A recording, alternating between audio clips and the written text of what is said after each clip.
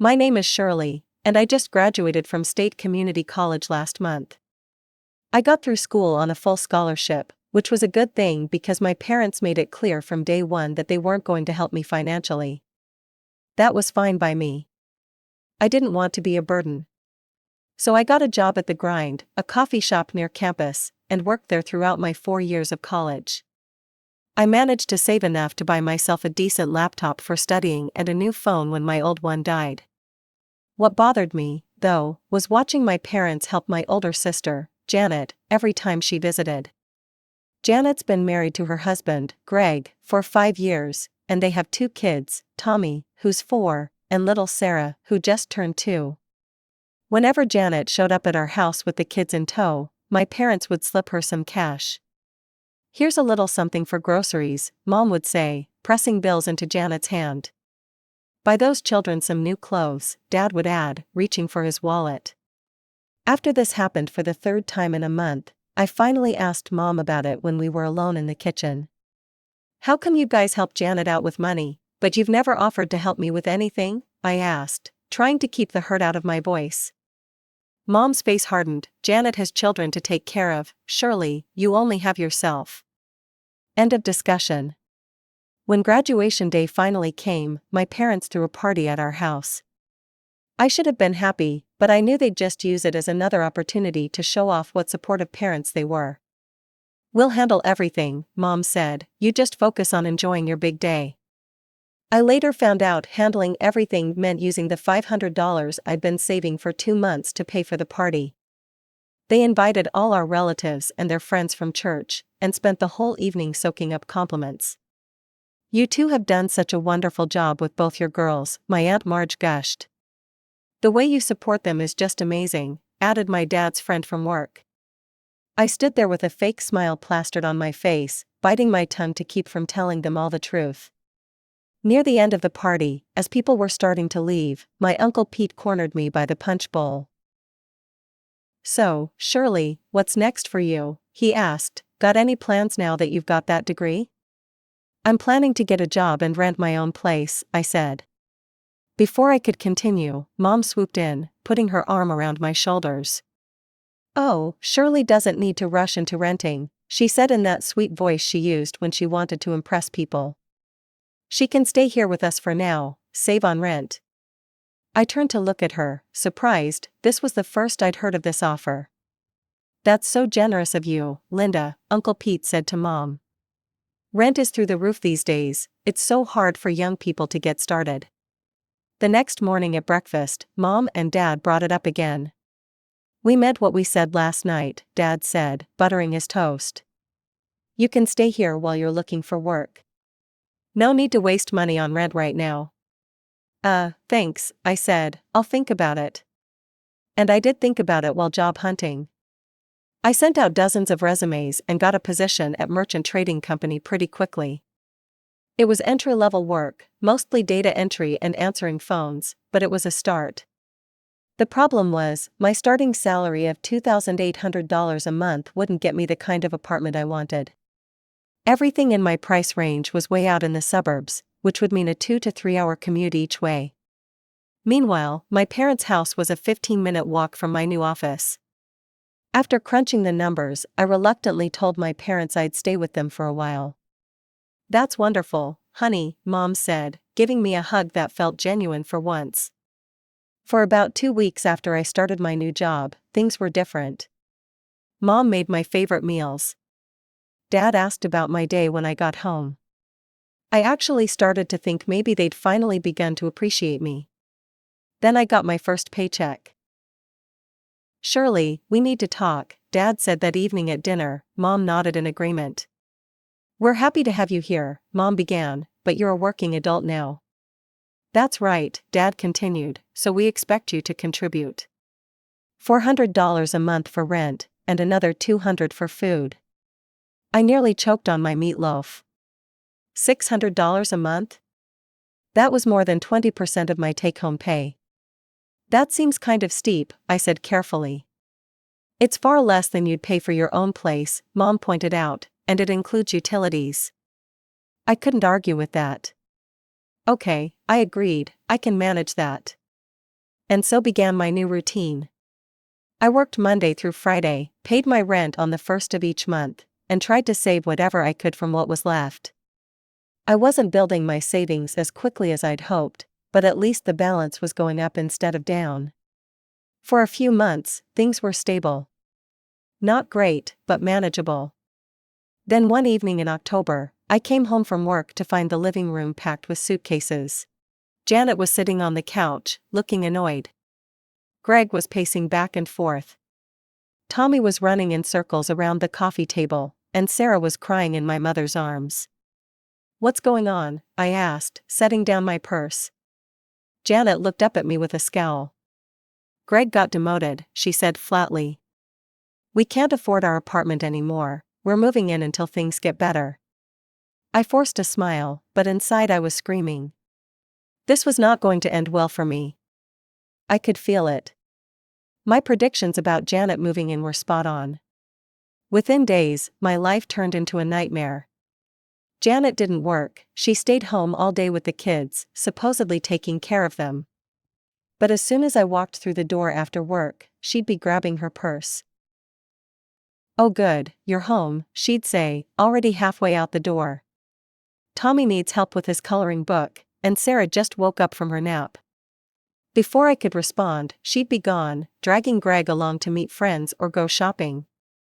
Sometimes they wouldn't come back until after the kids were asleep. The first few times, I didn't mind. I love my niece and nephew, despite everything. But after 2 weeks of this routine, I was exhausted. I'd work all day, then come home to babysit until bedtime.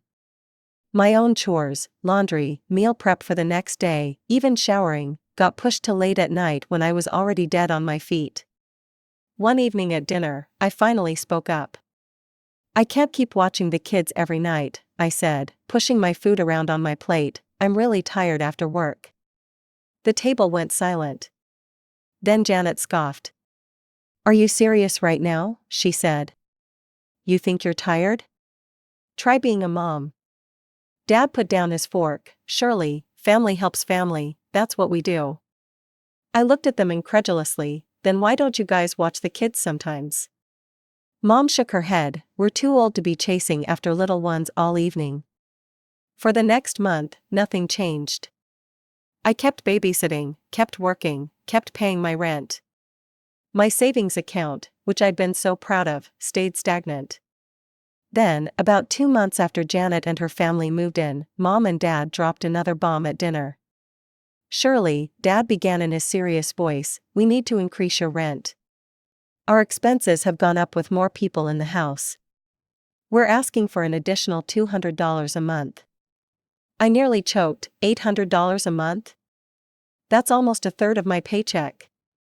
"It's still cheaper than renting your own place," Dad pointed out. I looked around the table at my sister and her husband. "How much are Janet and Greg paying?" Silence. Mom and Janet exchanged a quick glance. "Your sister can't afford to pay rent right now," Mom finally said firmly. "She has a family to support. You're single with no responsibilities, you need to help out more." Something inside me snapped, but I held it together. "I see," was all I said. That night, I started searching online for apartments near my work. The cheapest decent one-bedroom was $1,500 a month, plus utilities.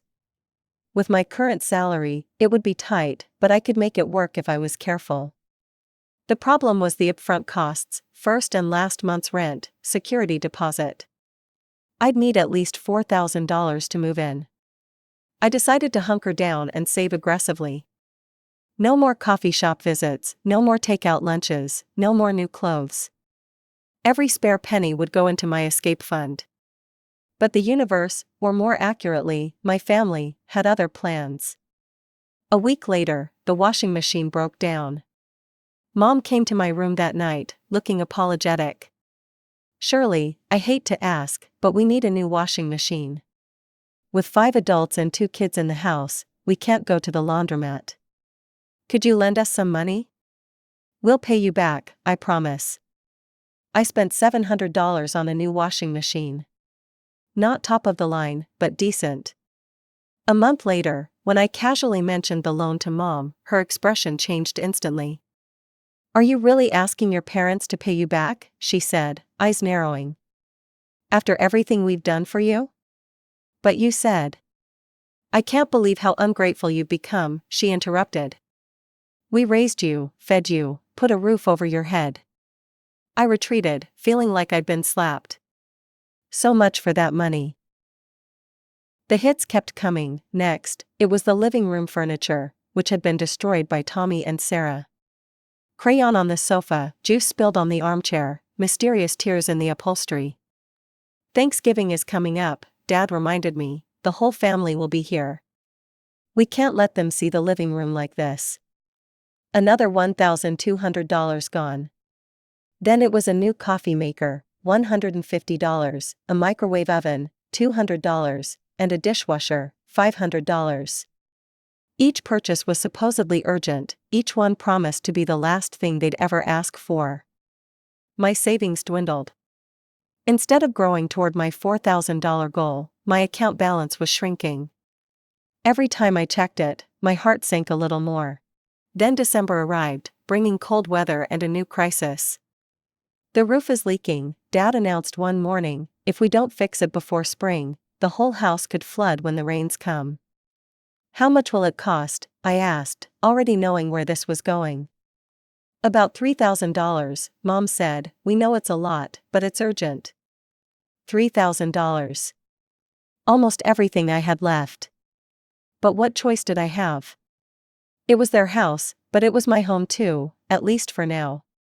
"Fine," I said, writing them a check with a shaking hand, "but I really can't afford any more big expenses." "Of course, honey," Mom said soothingly, "this is the last thing, I promise." Dad nodded. "We'll get the contractor out here next week." But the contractor never came. When I asked about it, Dad mumbled something about scheduling difficulties. Mom changed the subject whenever I brought it up. Then came the Saturday morning that changed everything.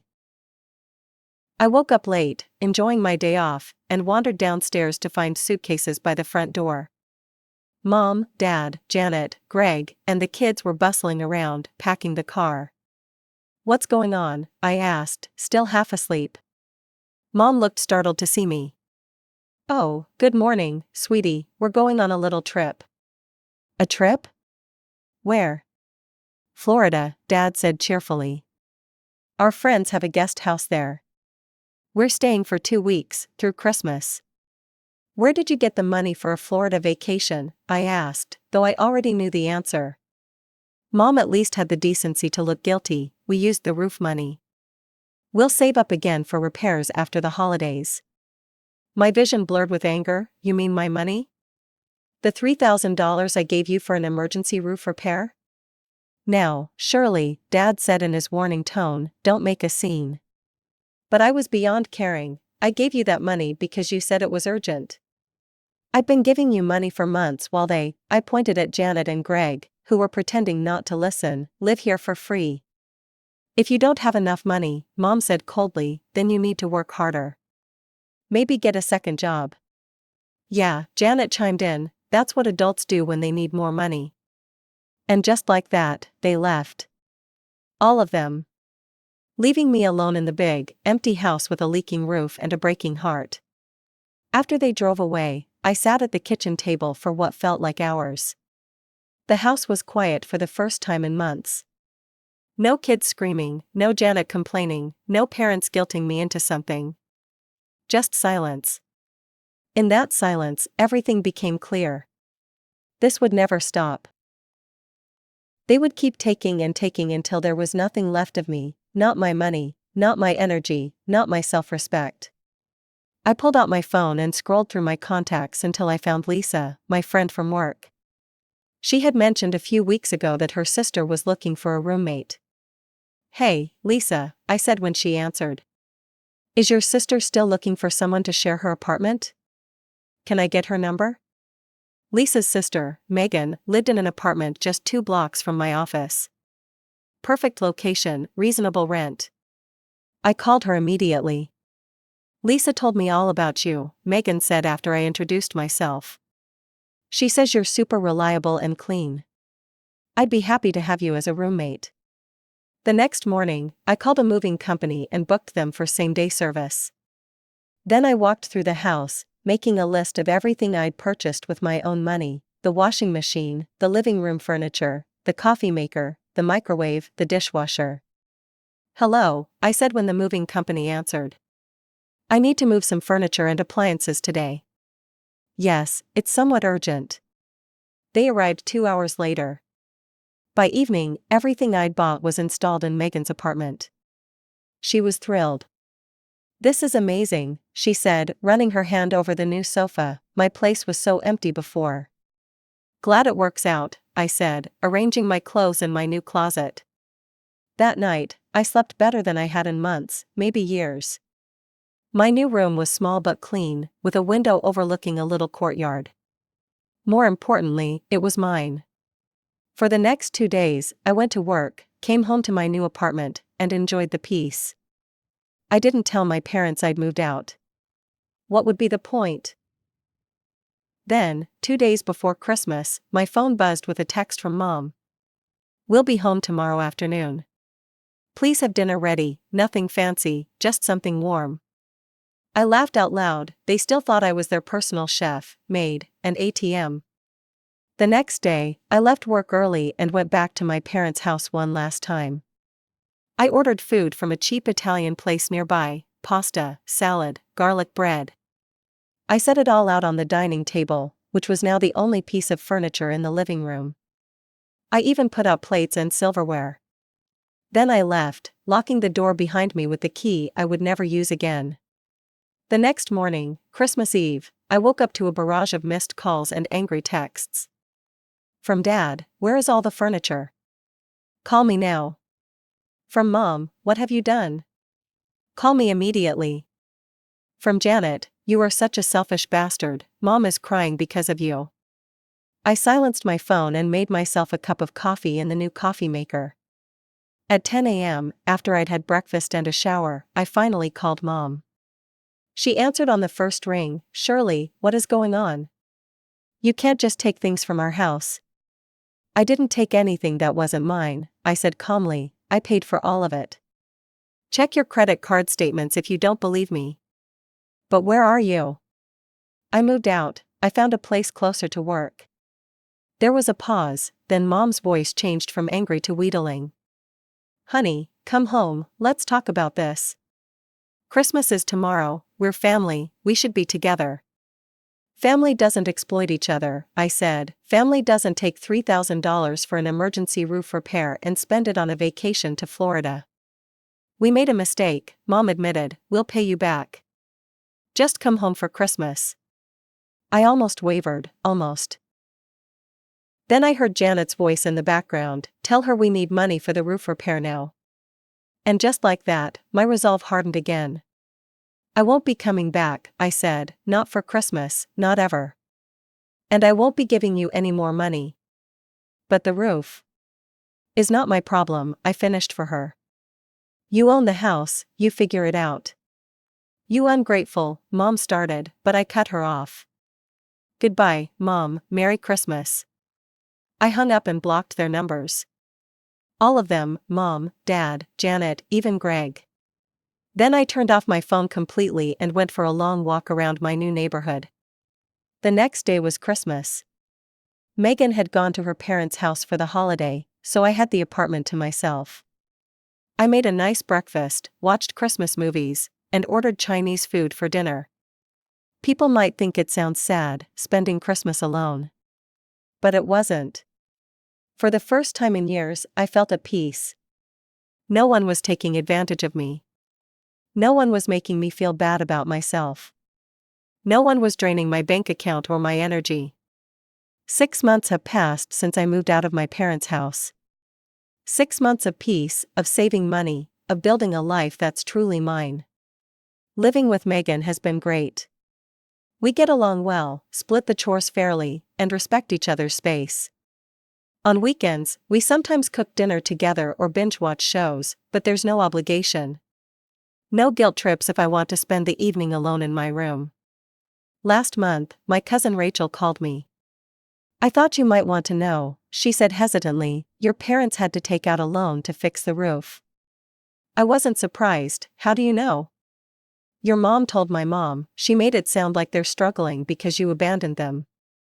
Rachel paused. I told my mom what really happened. I hope that's okay. It's more than okay, I said, thank you. Rachel also mentioned that Janet and her family were still living with my parents, but things had changed. Mom and Dad had started charging them rent and making them contribute to groceries. Work has been going well. 2 months ago, I was assigned to lead a small project team, and I knocked it out of the park. Yesterday, my boss called me into her office. Shirley, I've been impressed with your work, she said. We're creating a new assistant manager position in the department, and I want you to apply for it. Really? That would be amazing, I said, trying to contain my excitement. The salary would be $48,000 a year, she continued.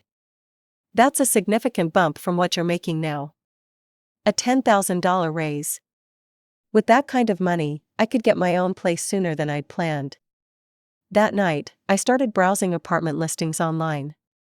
Nothing too fancy, just a small one-bedroom within walking distance of work. I found a few in my price range, all with June or July availability, perfect timing if I get the promotion. I've also been researching interior design. Nothing expensive, just ideas for making a space truly my own. I've started a digital mood board with color schemes, furniture styles, and organizational hacks. I'm thinking light blues and grays with yellow accents, minimalist furniture, lots of plants. A calm, peaceful sanctuary that's all mine. Last weekend, I was shopping at Target when I saw them, Mom, Dad, and Janet, pushing a cart down the home goods aisle. I ducked behind a display, but not before Janet spotted me. We made eye contact for a brief second before she nudged Mom and pointed in my direction. Mom glanced over, then deliberately turned her cart and went the other way.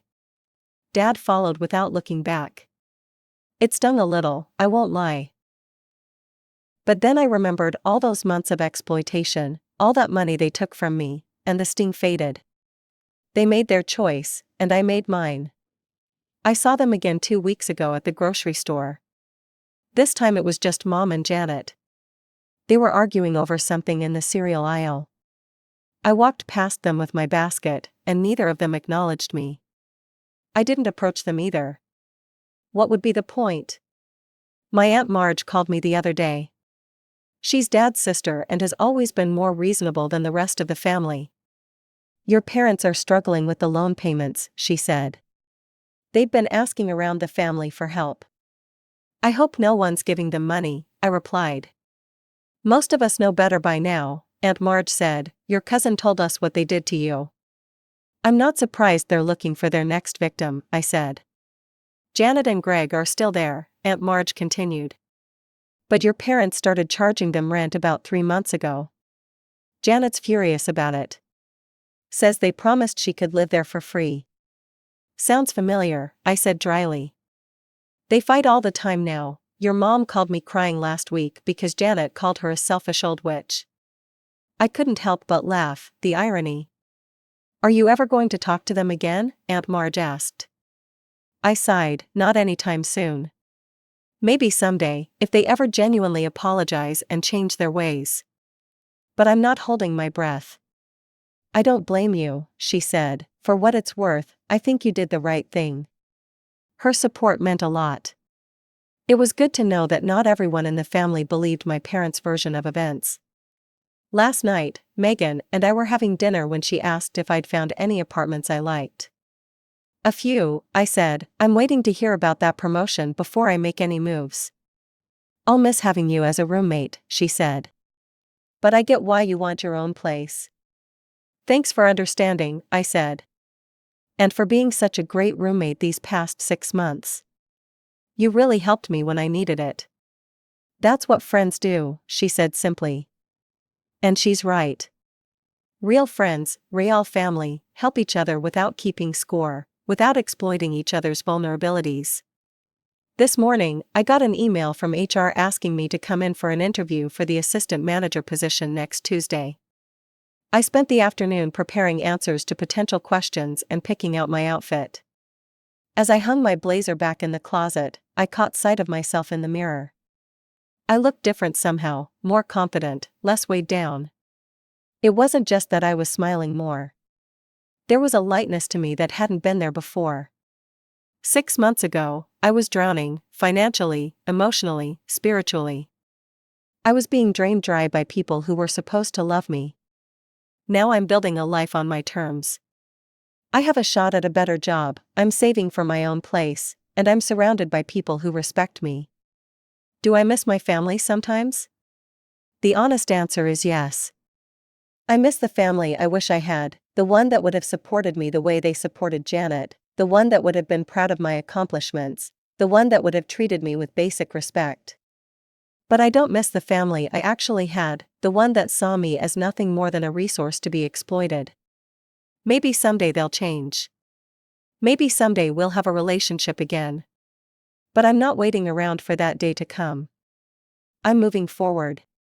My life is just beginning, and for the first time, it truly feels like mine.